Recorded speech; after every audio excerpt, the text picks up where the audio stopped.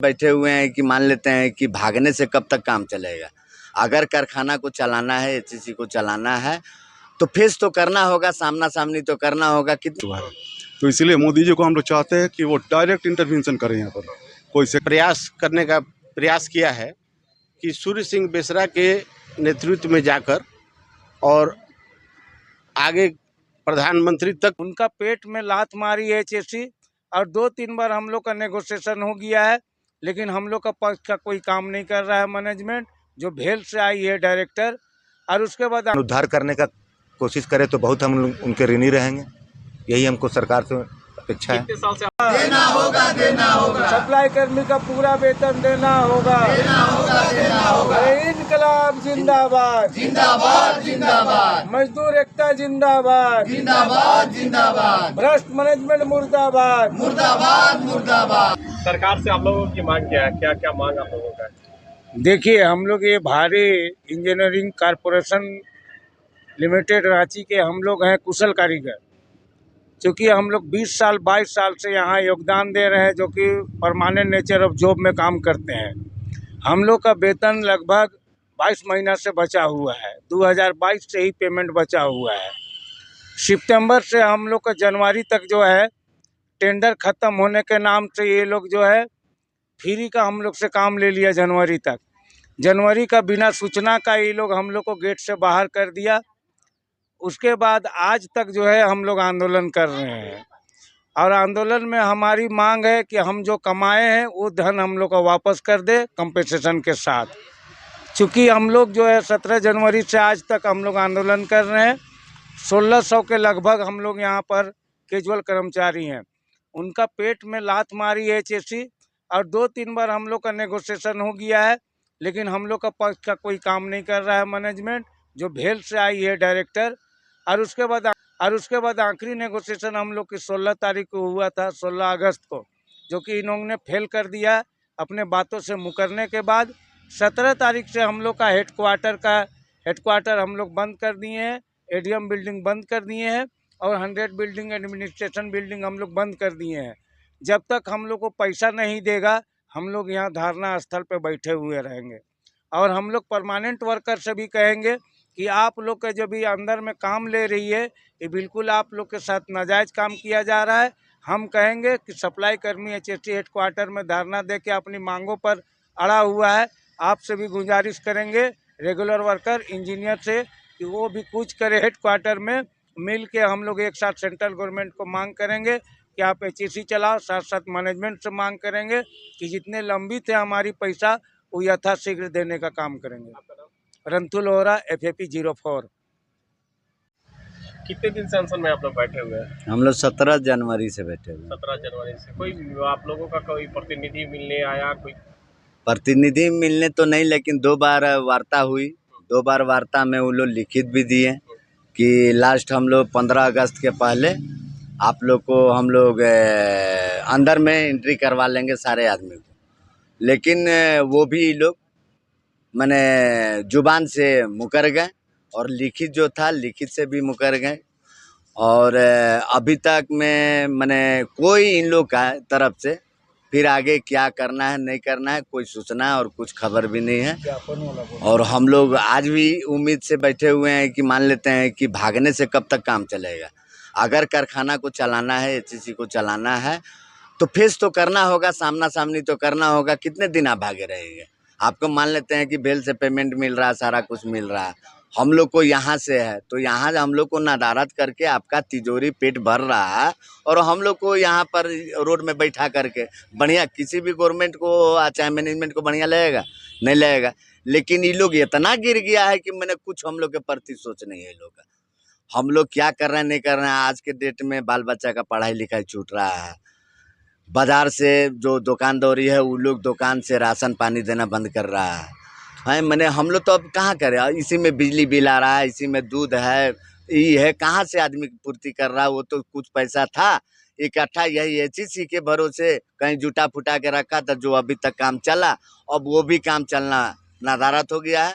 और जो जान परिचित हम लोग का मर मेहमान आ चाहे जो भी हो अपना सगी, उन लोग भी अभी हम लोग से मिलने से चाहे बोलने से कतरा रहे हैं कि ताकि हम लोग उन लोग से कुछ हम लोग मदद मांगे, इसलिए रिश्ता भी टूटते जा रहा है केवल सिर्फ और सिर्फ ये भेल मैनेजमेंट के चलते। और भेल मैनेजमेंट 1600 सप्लाई कर्मी जो है 1600 सप्लाई कर्मी के परिवार को जोड़ लिया जाए तो यहाँ पर 3 से 4 हज़ार उनके 1600 के परिवार होते हैं 5000 लमसम, लेकिन 5000 आज 1600 के चलते दुख की मने जीवन व्यतीत कर रहे हैं। भोजन के बिना, आपको दूध के बिना, स्कूल के कॉपी किताब के बिना, सारा तरफ से जो है सिस्टम एकदम चौपट हो गया है। और सिर्फ एक ही दोषी है यहाँ पर, भेल मैनेजमेंट। आपका नाम क्या है? हमारा नाम प्रमोद कुमार हुआ, हम HMBP से हुए। रांची के सांसद संजय सेठ हैं और बीजेपी के हैं, और आप लोग उनसे मिलने की कोशिश किए, क्या आप लोगों को आश्वासन मिला, क्या हुआ? देखिए, माननीय सांसद महोदय के पास हम लोग बहुत बार उनके पास इस उम्मीद पर गए कि हमारी समस्या का समाधान किया जाए, और काफ़ी बार उनके पास जाने के बाद निराशा ही हाथ लगी। उनसे हम लोग जो अपेक्षा रखे थे वो हम लोग को कुछ भी नहीं मिल पाया, और अभी भी यहाँ के सांसद उनसे हम लोग अपेक्षा रखते हैं कि कहीं उनका इतना बड़ा ओहदा हो गया है प्रधानमंत्री के मार्फत, कहीं किसी मार्फत से हमारी बात को पहुँचाएँ, यहाँ 1600 परिवारों का जीवन यापन सुचारू रूप से चालू हो। लेकिन उनसे हम लोग कोई अभी तक सहयोग नहीं मिला, लेकिन अपेक्षा अभी भी हम लोग उनसे रखते हैं। आप लोग मिलने की कोशिश किए? बहुत बार मिलने की कोशिश किए, मिलने के आश्वासन क्या मिला? आश्वासन कोई ठोस नहीं मिल पाया। सारा चीज़ केंद्र सरकार की नीतियों पर छोड़ दिया जाता है, और उसमें कोई ठोस सकारात्मक जवाब उनके तरफ से नहीं मिला। नहीं मिला। क्या कहना चाह रहे हैं न्यूज़ के माध्यम से, क्या बोलना चाह रहे हैं सरकार? न्यूज़ के माध्यम से सरकार से, केंद्र सरकार से हम यही निवेदन करना चाहेंगे कि ये राष्ट्र का धरोहर है, और यहाँ कुशल और अनुभवी कारीगर हैं जो देश के बुनियाद को मजबूत करने में अपना कार्यकौशल का प्रतिभा दिखाते आए हैं। इस पर ज़रा ध्यान दिया जाए और इसका जीवन उद्धार करने का कोशिश करें तो बहुत हम उनके ऋणी रहेंगे। यही हमको सरकार से अपेक्षा है। कितने साल से आप लोग यहाँ पे काम कर रहे हैं? देखिए, काम करना एक अलग बात है, हम यहाँ के हैं कौन? हमारे पूर्वजों ने कारखाने को बसाने के लिए ज़मीन दिया, उसके एवज में हमको एक चीज़ की ट्रेनिंग दिया। कुछ लोग आश्रित परिवार के हैं, कुछ विस्थापित परिवार के हैं जिनकी ज़मीन गई है, कुछ यहाँ के अप्रेंटिस हैं जो 20 साल 25 साल 30 साल से काम कर रहे हैं। वैसे लोगों को बाकलम खास कर देना, बगैर किसी सूचना के नौकरी से निकाल देना, कोई बाहरी आदमी नहीं है, जिन्होंने अपनी ज़मीन देके यहाँ के हमारे साथियों का, हमारे पूर्वजों की हड्डी गड़ी है जिस पर मशीन चल रहा है अभी, वैसा ज़मीन हम लोग HEC को बनाने के लिए सरकार को दी है, और वैसे लोग प्रभावित हुए हैं, कोई बाहरी नहीं। जिनका ज़मीन है, जिनके पिताजी यहाँ कार्यरत हैं, जो यहाँ के अप्रेंटिस हैं, जो स्किल्ड ऑपरेटर हैं, वैसे लोगों को एक रात में निकाल दिया गया बगैर किसी सूचना के। सालों से हम लोग बाहर हैं, आर्थिक तंगी, बच्चों का भविष्य सब अंधकार में पड़ा हुआ है। सरकार सकारात्मक सोचे। आप लोग कभी प्रधानमंत्री को लेटर उटर दिए हैं कभी? आज हमारी संगठन ने यह फैसला लिया है, और आज हम अंततः विवश होकर के माननीय चंपाई सोरेन के मार्गदर्शन पर हमारे साथियों ने एक ज्ञापन बनाया है, जो हम केंद्र सरकार में माननीय प्रधानमंत्री को देना चाह रहे हैं और अपनी दुखों से उनको अवगत कराना चाह रहे हैं। आपका नाम क्या है? मेरा नाम RK शर्मा, मैं HEC मुख्यालय में मानव संसाधन विभाग में कार्यरत हूँ।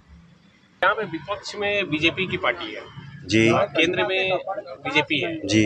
यहाँ से कोई मिलने के लिए आया? बाबूलाल मरांडी है, कोई मिलने के लिए आया? कोई आश्वासन किसी तरह के मिले आप लोग? देखिए, मेरा तो मानना है विपक्ष यहाँ राज्य सरकार में नहीं है, लेकिन केंद्र के नीति आयोग के चलते ये दुर्दशा हुई है। 2017 में नीति आयोग का गठन हुआ और 2024 आते आते टाइम फिक्स हो गया इन 1600 परिवार के बच्चों का भविष्य, भोजन, पानी, माने तमाम मौलिक अधिकार, स्वास्थ्य, शिक्षा, खाद्यान्न, सब ये भाजपा नीति सरकार के चलते हो रही है, मेरा मानना है। मोदी जी बोलते हैं कि रोजगार हम लोग दे रहे हैं, आप लोग रोजगार से विमुक्त हो रहे हैं। मोदी जी के बारे में मेरा यही मानना और कहना है, ये सबका साथ सबका विकास तो कह रहे हैं, ये तमाम 1600 वर्कर के सवाल पर इनके पास एक शब्द मणिपुर की तरह नहीं जुटेगा। वजह कि इसके जिम्मेवार मोदी जी हैं, कहते हैं सबका साथ सबका विकास, तो क्या ये 1600 वर्कर HEC के ठेका श्रमिक क्या विदेशी हैं? इसका जवाब ढूंढे देशभक्त लोग। आपका नाम क्या है? मैं Rajeshwar Yadav, boring operator 03 HMBP।